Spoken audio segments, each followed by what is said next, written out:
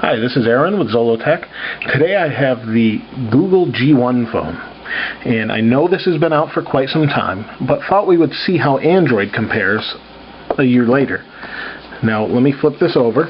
I've been using this for a week or two, and I have this in back here, but this phone just comes out like this, and in the box itself is basically a carrying case and cables. It came this way. It is a review unit, but it has the AC adapter, it's got a pair of headphones, and it's got a USB plug as well. And then there's some instructions in the box, but we're not going to take a look at those right now.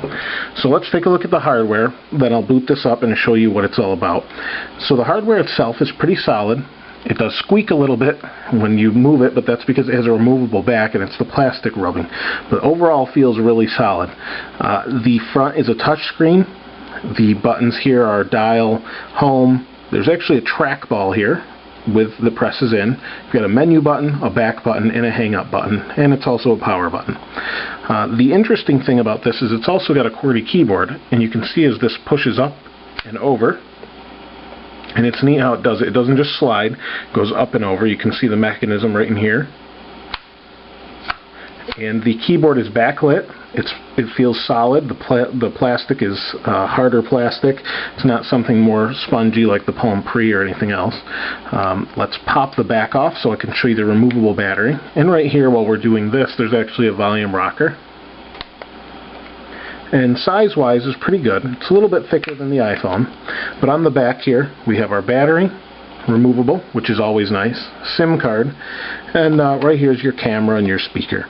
So in the front here too as well, on the side rather, this is an SD slot. So if we pull this open, there's an SD card in here. The review unit came with a 1 gig SD card. So the phone itself, handset itself is pretty decent. You've got your earpiece here, and that's pretty much it other than the camera button, which is pretty standard. Let's go ahead and turn this on. There we go. It's coming on, and this is going to take some time, so it probably takes a minute or two. So just to save time on the video, I'm going to let it boot and go from there. So we're back, and Android has booted up. You can see it's a touch screen, and to start with, it wants you to touch the little Android on the Android phone, and we've done that, and it's going to try and tell you how to do a few things, and we'll skip that. And what we need to do is sign in with our Gmail account. So I'm going to do that, and you need to slide the keyboard open to type. In this particular case, it does have a built-in keyboard.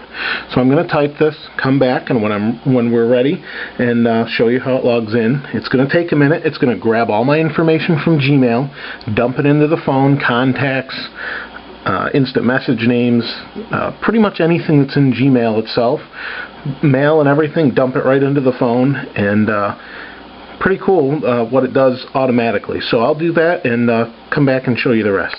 Okay, so I've put my Gmail account information in, it's synced it, and now it wants me to slide this closed. And this is a first time startup. So we're going to go next. We're allowing location, content, and finishing setup. Now the nice thing, this is the Google, or the Android dashboard. Let me see if you can see that. And what we have here that's different from the iPhone is we have a drawer we can pull up that has our web browser and that sort of thing in it. And you can put those shortcuts right on the desktop here. You have 3 pages. You can see there's a clock, and there's 3 pages with a Gmail search, or a Google search on it rather. At the top we have a notifier. Now this is the part where iPhone really could take a cue from Android and the Palm Pre's web OS, in that it notifies you in a much better way. It lets you know there's an email, and that's a voicemail, and when we want to view that, we can be in any application, go do our business with the email, your contacts, be done with that, slide this away, and you'll see we pull this down and it says you have a new voicemail and your My Faves contact has been whatever, it's been added, and it's an email from Gmail. When we're done with the email, slide it up and we're done. We can go back to our business doing whatever we need to do. We're in the web browser, for example. We'll go into the web browser, and this is running the Cupcake operating system, and I'm running on Edge right now. 2 bars. I'm in a apartment with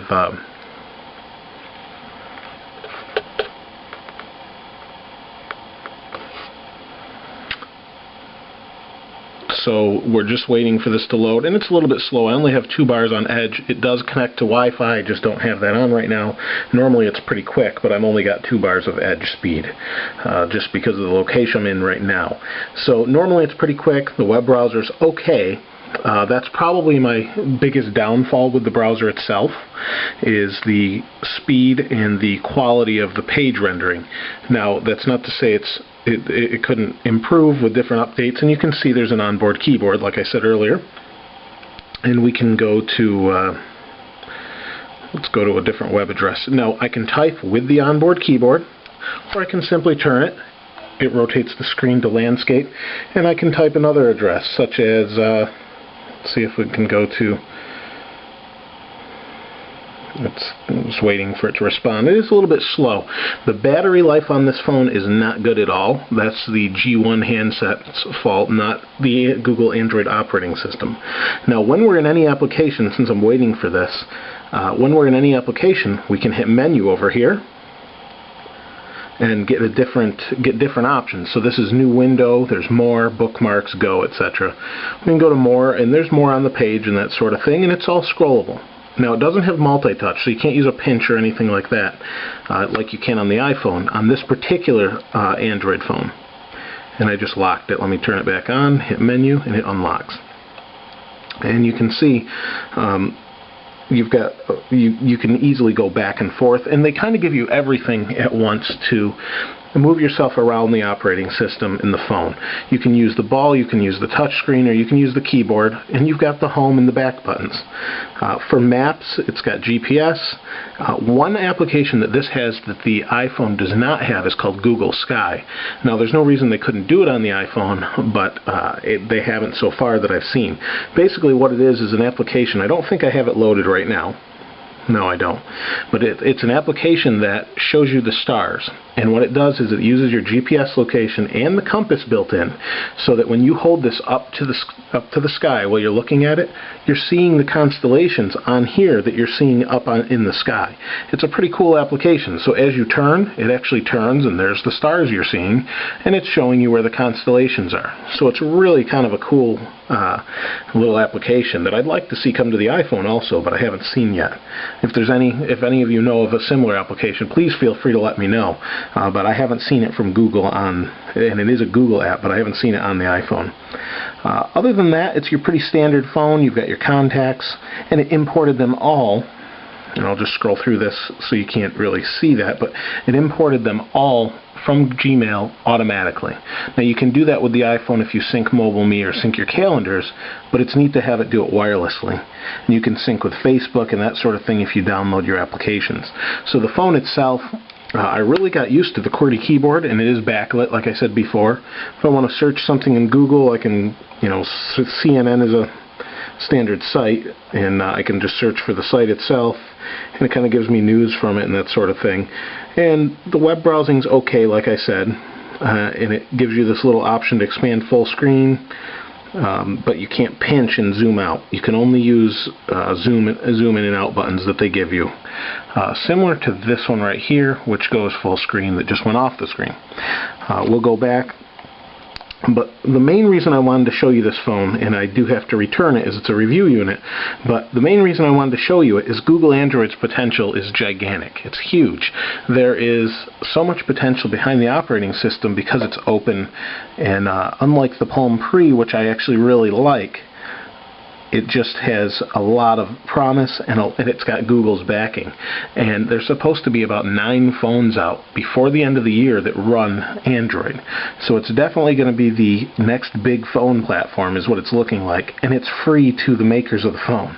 So there's really no reason for them not to go that direction. And they can put whatever interface they want over it. If you've seen the HTC MyTouch, or the Hero has their own interface over it that makes it look a little bit better. And you do have the marketplace. You have different things in here as well. The market is basically an app store. It's not as pretty. The phone definitely doesn't have the same style and smoothness of an iPhone, but it has huge potential, and it's completely customizable. And if you've seen like the MyTouch commercials, for example, which is another handset made by HTC, completely customizable, even the back skin is. So this is definitely worth checking out. if not this particular G1 phone, check out the other Android phones. This is Aaron with zollotech. Please feel free to subscribe and comment and let me know what you guys think of this. As this has been out a while and maybe you've had a chance to check it out, let me know your thoughts. This is Aaron with zollotech. We'll see you next time.